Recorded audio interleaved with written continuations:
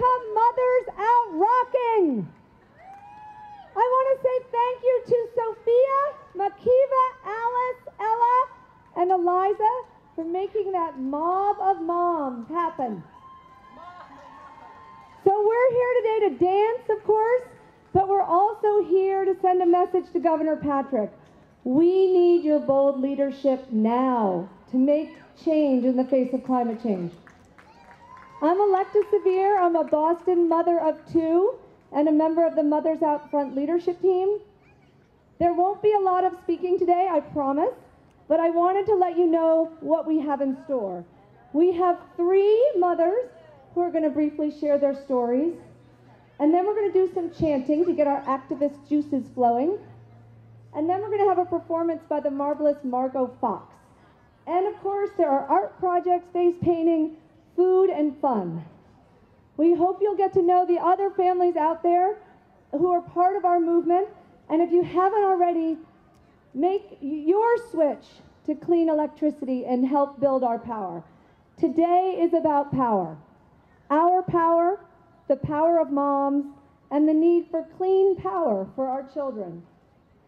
So we have the triple crown of mom power here to speak to you today with 3 powerful women. I'm hoping they're here. There they are, the triple crown right there behind me. So first we have Anne Goodwin, who's part of the powerful and inspirational Arlington team, where she's the team's volunteer coordinator. Then we're going to have Nina Dillon, who is a lot of power in a small package. She is part of the Cambridge team and a member of the tireless Mothers Out Front communications team. And finally, we're going to have Sara Snow, who coordinates the Mothers Out Front powerful house party effort. 90 parties strong, and the momentum just keeps on growing. Now, Vanessa is tapping me.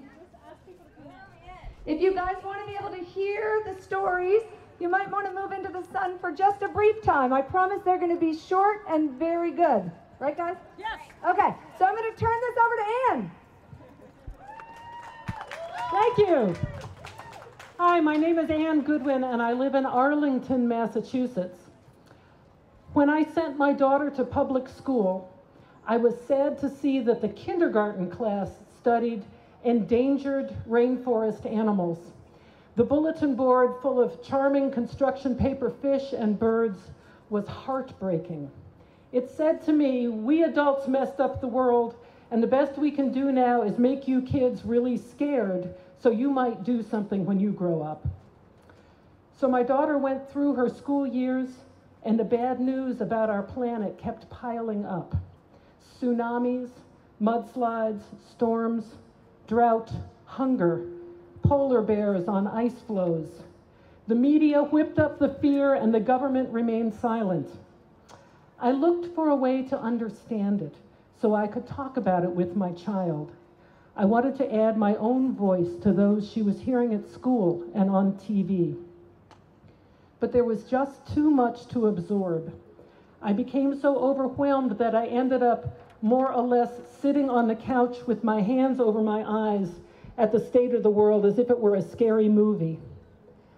Inside, a lump of despair was quietly growing. It seemed like it was too late and I could do too little. It seemed like I had to be an expert in a suit or a lab coat to enter the discussion. Telling the terrible facts was supposed to make things change, but I couldn't bring myself to study them. I was not going to become an expert on the economics of fossil fuel or climate change. I could make greener shopping choices, drive a Prius, and recycle, and I did all of that. And though it made me feel a little better and it set some kind of example, it didn't seem like enough. And I knew there were climate activists out there, but I didn't see myself as an activist. I would sometimes sign an online petition, but that's about all I could manage. Not my path either. Back to the couch and the familiar lump of despair. So eventually my daughter grew up and went to college. When I saw her go out in the world, so tender and so full of promise, I felt I couldn't look her in the eye or live with myself if I wasn't doing all I could do to protect her future. Maybe I was inspired by her brave way of taking on new experiences. Maybe I felt the urgency of getting older, and now I had more time on my hands. It was time to find my path and my voice.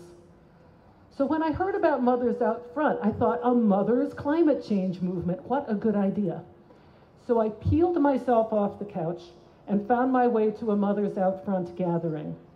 There I was part of a circle of women sharing our feelings about our kids and the world.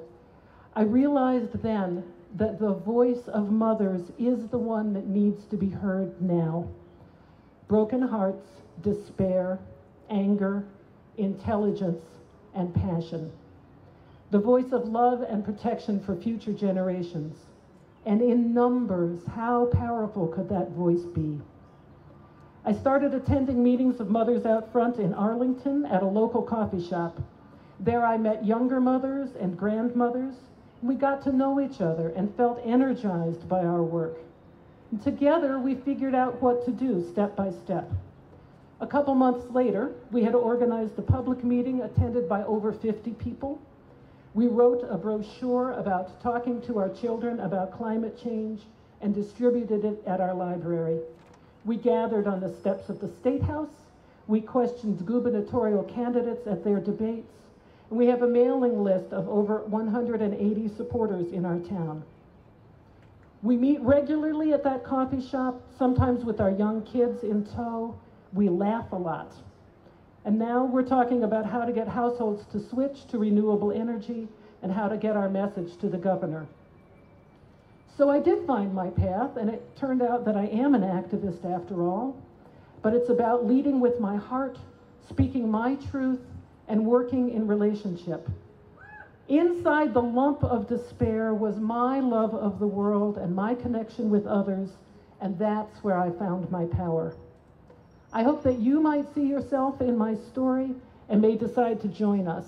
You are qualified, you are important, and you are needed. You have everything to gain for yourself and your children's future. Thank you.